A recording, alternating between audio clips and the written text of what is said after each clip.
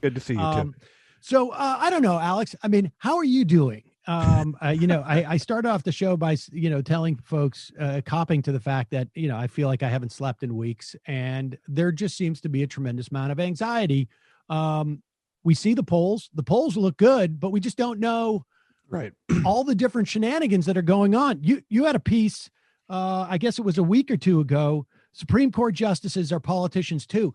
I think we can extend that to The federal judiciary. Yeah. appellate judges as well. Yeah. And it's been, I should have waited another week or two to write that piece, because the scope of it has only become clearer since then. I wrote that in response to this explanation of one piece of supposed Supreme Court doctrine that was going to decide how they decided all the election cases. And I think at that point, even that's moot now. And they're just inventing entirely new justifications for like strange decisions about ballot counting and sorting. There's one actually that just took place in your hometown, or I should say in your home state. Yeah. And this was a federal appellate court that not en banc. It was a 3-judge panel, one of whom was appointed by George W. Bush.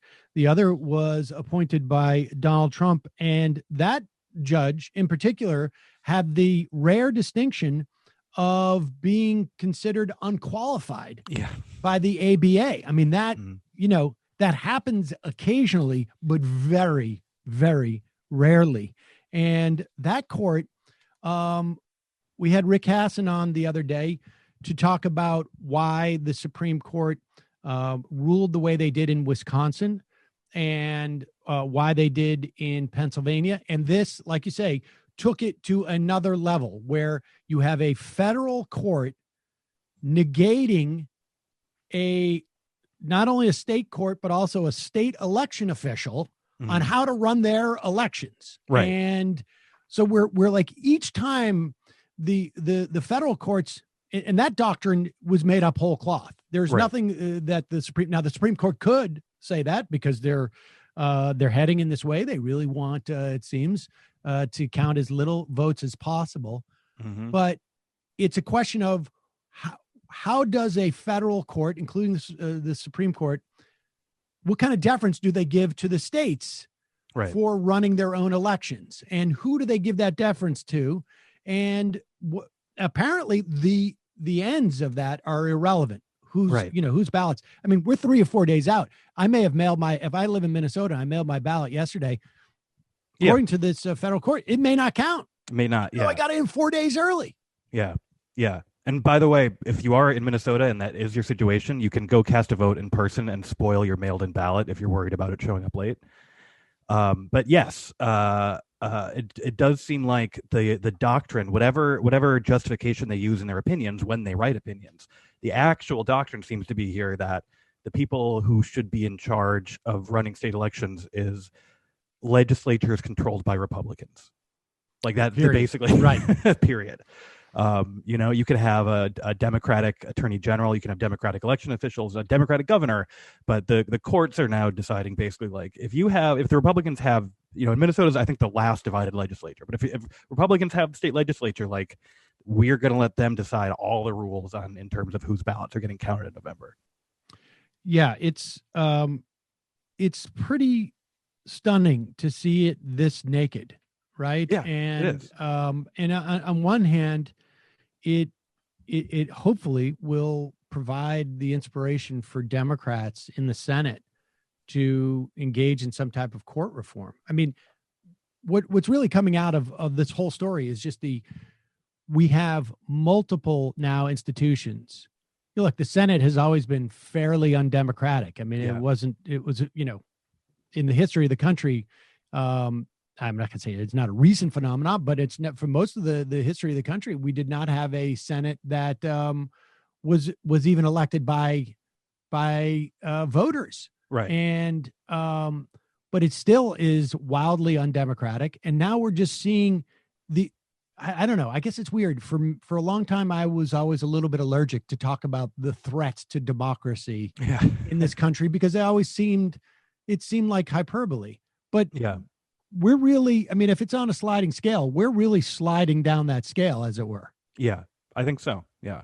And I think there still is a reluctance to be clear-eyed about the current state of American democracy and what it threatens to become, because it especially for people who came of age at a time of great stability, not necessarily a time of like strong democracy, but a time of great stability, in terms of these institutions. Like I think it's hard for them to be real about what the courts have become, right? Or just how broken the Senate is. And I think a lot of our sort of historical comparisons don't map well, because people are always saying like, well, look, the joke is like it's illegal for the president to make himself a dictator or something like that. But like, it's not going to look like Nazi Germany in overnight. What it's gonna look more like is the sort of degraded, like fake democracy we had the last time, or before we actually sort of expanded suffrage and made our institutions more representative. It's going to look a lot more like the sort of era of the Lochner Court and the Gilded Age, than it will like 20th century fascism looked to. I think. I mean, my sense is too that that what we had, I mean, I don't know if this is true necessarily of the Supreme Court, although I think certainly in the Lochner era, you could argue that it was. But it feels like to a certain extent, we had the construction, the construct of democratic institutions, but we had not fulfilled, we almost had not filled those edifices up in some way, right? Like Yeah. where the voting worked, but the problem was we were limiting who could vote. Yeah. Essentially. And Yeah. I mean, we're still doing that, but the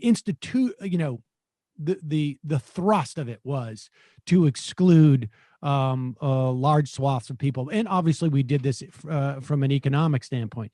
And now it feels like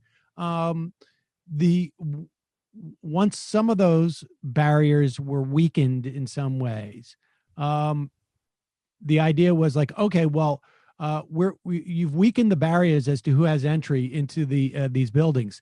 But so what we're going to do is we're going to destroy the buildings. Yeah. Yes. Yeah. And I mean, that's, I think that's part of the Trump promise, and the current Republican promise is like, we'll blow this thing up rather than let it become an actual multiracial democracy. Like we'll steer the ship into the iceberg purposefully, instead of letting them take the helm.